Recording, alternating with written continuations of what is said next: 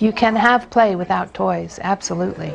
But usually the two going together are a good match. They can enrich play, they can capture children's imaginations, and a child needs toys. They, in a real sense, need toys to keep their play fresh.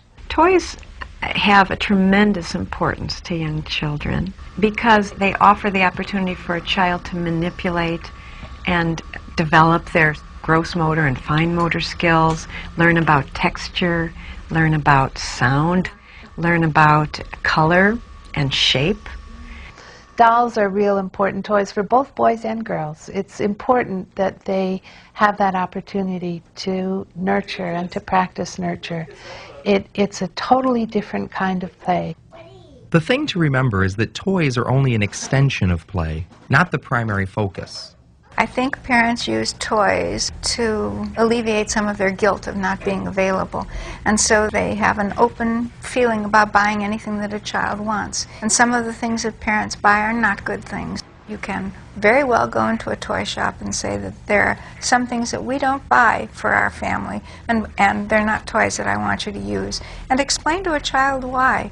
As a general rule, look for simple toys. Don't look for the most complex thing you can buy. Start off with a ball. An 8-month-old baby and a ball can learn how to play a game. The baby just randomly pushes the ball towards you, you push it back. Action, reaction. Voila, you're playing ball. You know, it's just a few more steps till you're playing catch outside and playing baseball and playing basketball together. So many of us buy toys and spend a lot of money on toys, which break, which are not open-ended.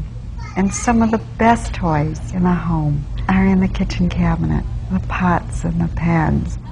Oftentimes an empty box, a piece of Tupperware, a container, an empty container, something that's round that rolls. It doesn't have to be a ball that was bought. It could be a spool of yarn from your sewing kit. Those things that are real become just as important, if not more so, to young children. I think as parents we see that all the time, that we might buy the most elaborate toy for our child and save all of our money up to get this one particular thing.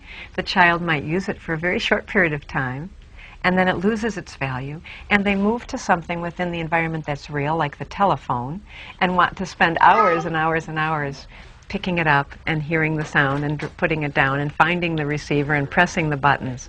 So toys are everywhere. It just takes the parent to look at what the child is most interested in and then provide more of those kinds of experiences for them. The simpler the toy, the more complex the play. And the more complex the toy, the simpler the play. The crux of the matter in play is that the child take the object and project onto it something else. Okay, Julie, get on the train. Get on the train. We don't have to have things that are exactly the same as real-life things.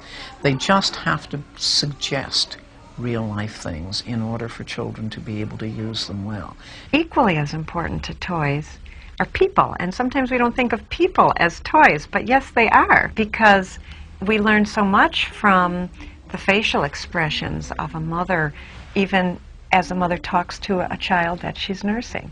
And that's why it's so important to make time to play with your children.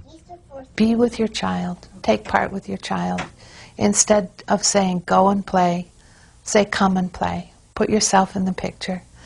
Forget you're an adult. Suspend your own reality and join into theirs. It can be really difficult to let go of some of those adult inhibitions and to lie down or climb under a chair and hide there and wait for your child to come. Just join in. If dinner's 15 minutes late, it really doesn't matter. If the floor isn't washed, it really doesn't matter. But it does matter if you play. That age is gone so soon, that age where children are developing at such a rapid rate, when there's just so much that we could give them to encourage their emotional, social, and intellectual development, and not to leave time for that wonderful time for play with our children is something that many of us will regret in later years. And for us as parents, it's an opportunity that comes once in a lifetime, the chance to connect with our children and make a difference in their lives. In essence, the power of play. Remember how you played. Remember what gave you joy. All of that is still part of who you are today. And if you can bring that back into your play with your child is going to be very, very lucky, because they're going to have an adult playmate who remembers what it is to play.